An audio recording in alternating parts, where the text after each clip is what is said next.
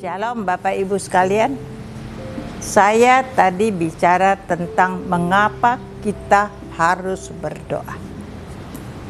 Jawabannya, kesatu, sebab doa adalah jawaban daripada setiap masalah kita. Yang kedua, doa akan membuat kita semakin intim dengan Tuhan. Yang ketiga, doa dapat mengubah karakter manusia. Itulah sebabnya kenapa kita berdoa. Karena doa adalah jawaban dari masalah. Doa akan membuat kita intim dengan Tuhan. Dan doa membuat mengubah karakter manusia. Dan hari ini dan saat ini saya akan berbicara, kalau doa plus nasar hasilnya dahsyat, mujizat. Tetapi ingatkan baik-baik, jangan pernah bernasar kalau engkau tidak akan menepatinya. Sebab Tuhan akan menuntutnya daripadamu. Jadi ketika engkau berdoa dan bernasar, berarti engkau sedang berjanji dengan Tuhan. Namanya berjanji dengan Tuhan, maka janji itu harus ditepati. Saya mau cerita Bapak Ibu sekalian. Ada tokoh di Alkitab. Hana, dia adalah perempuan mandul. Dia acap kali diejek oleh orang-orang, juga diejek oleh istri muda suaminya. Karena dia punya anak. Satu hari Hana dengan menangis terseduh-seduh datang pada Tuhan. Dia berdoa, Tuhan, sekiranya Tuhan berkenan, Tuhan berikan aku seorang anak laki-laki. Maka anak laki-laki itu akan kupersembahkan kepada Tuhan. Seumur hidupnya kuserahkan dia kepada Tuhan. Itu nasarnya. Hana berdoa dan bernasar untuk minta seorang anak laki-laki. Yang dia nasarkan, kalau Tuhan berikan anak laki-laki itu, maka anak itu akan dipersembahkan kepada Tuhan untuk seumur hidupnya. Tuhan menjawab doa dan nasarnya Hana, yaitu setahun kemudian Hana mengandung dan melahirkan seorang anak laki-laki, dia kasih nama Samuel. Setelah anak itu agak besar, maka Hana menggenapi nasarnya, dia bawa Samuel itu ke rumah Tuhan. Dia persembahkan Samuel itu kepada Tuhan. Dan dia katakan, Tuhan, suka-suka Tuhan. Seumur hidup Samuel ini adalah milik Tuhan. Maka dari itu Tuhan memberkati Samuel. Samuel menjadi seorang nabi yang benar-benar mendapat perkenanan daripada Tuhan. Bapak, Ibu, saudara-saudara sekalian, di dalam hidup saya ada waktunya saya, kalau Tuhan tidak tolong saya bukan hanya turun menjadi batas nol, nggak punya apa-apa, tetapi minus karena nggak punya apa-apa, tetapi punya banyak hutang. Jadi hidup saya minus. Waktu itu saya berdoa dan bernasar kepada Tuhan. Apabila menurut Tuhan saya harus mengalami hidup menjadi minus dan hidup di bawah nol, saya nggak apa-apa.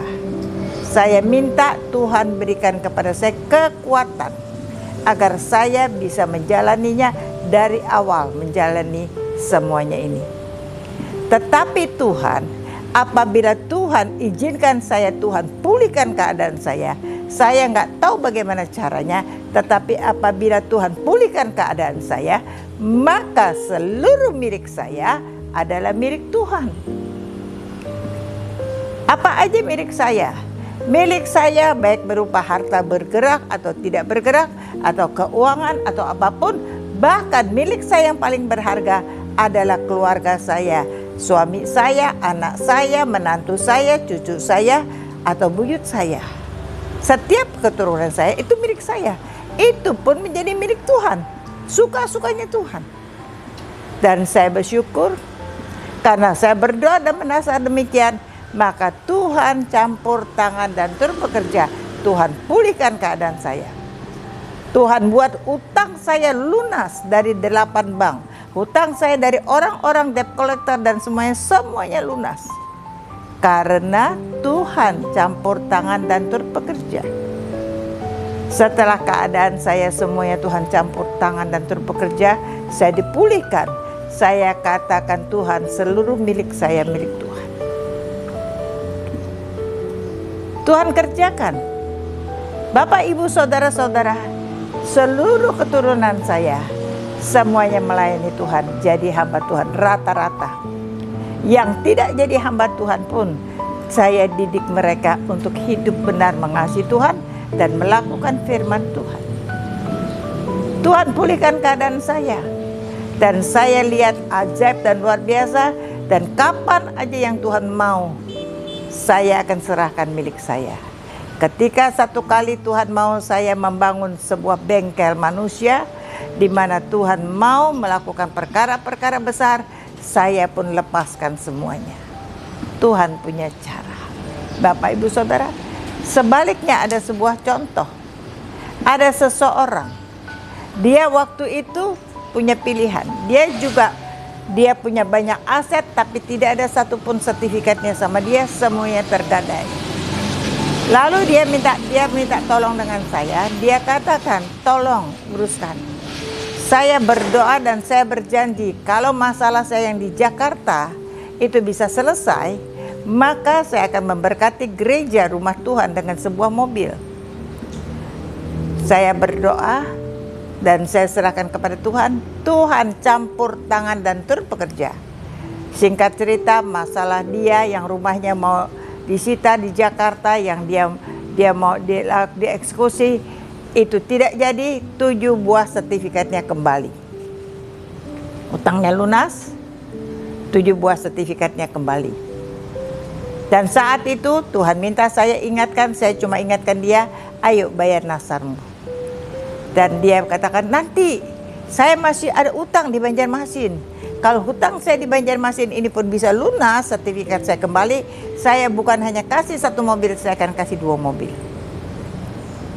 Dan ketika itu saya katakan, Tuhan, apabila Tuhan izinkan kasih dia kesempatan lagi 1 kali, maka saya mohon Tuhan campur tangan dan turut bekerja. Karena Tuhan campur tangan dan turut bekerja, maka yang di Banjarmasin, dia kembali 4 sertifikat, hutangnya lunas. Dia selesai, dia sekarang punya 11 sertifikat. Jadi bukan hanya punya aset, berikut surat-suratnya. Dan Tuhan suruh saya ingatkan lagi. Saya ingatkan dia marah dan dia katakan, saya memaksa. Saya tidak meminta dan tidak memaksa, tetapi saya ingatkan, jangan sampai Tuhan yang bekerja. Dia nggak mau, saya pun nggak apa-apa. Bapak, Ibu, saudara-saudara. Dan luar biasanya tahun itu Tuhan kirim orang lain memberkati 2 mobil untuk gereja. 1 mobil baru, 1 mobil bekas. Rancangan manusia bisa gagal, rencana Tuhan tidak pernah gagal. Tetapi beberapa tahun kemudian, orang yang berdoa bernasar, yang tidak mengenapi nasarnya, dia perusahaan di Jakarta habis, bangkrut. Perusahaan di Banjarmasin itu pun habis. Sertifikat yang tadinya kembali 11 itu kembali, saya nggak tahu lagi kemana. Tapi yang satu hal, bukan hanya kantornya tutup, bukan hanya perusahaannya tutup, bahkan rumah yang dia tinggalin itu pun terjual. Bapak, Ibu, saudara-saudara, tidak main-main. Doa plus nasar dahsyat atau mujizat. Tetapi ketika engkau tidak bayar nasarmu, maka Tuhan akan menuntutnya daripada engkau. Firman Tuhan katakan, lebih baik tidak bernasar apabila engkau tidak mau membayarnya. Sebab ketika engkau tidak membayarnya, Tuhan akan menuntutnya daripada engkau. Inilah Bapak, Ibu, saudara-saudara. Engkau berdoa. Berapa lama berdoa? Itu relatif. Tetapi berdoa dengan sungguh-sungguh. Sehingga berdengan sungguh-sungguh tanpa jemu-jemunya. Sampai Tuhan yang menjawabnya. Yang percaya dan mau melakukannya, maka bersama dengan saya katakan amin.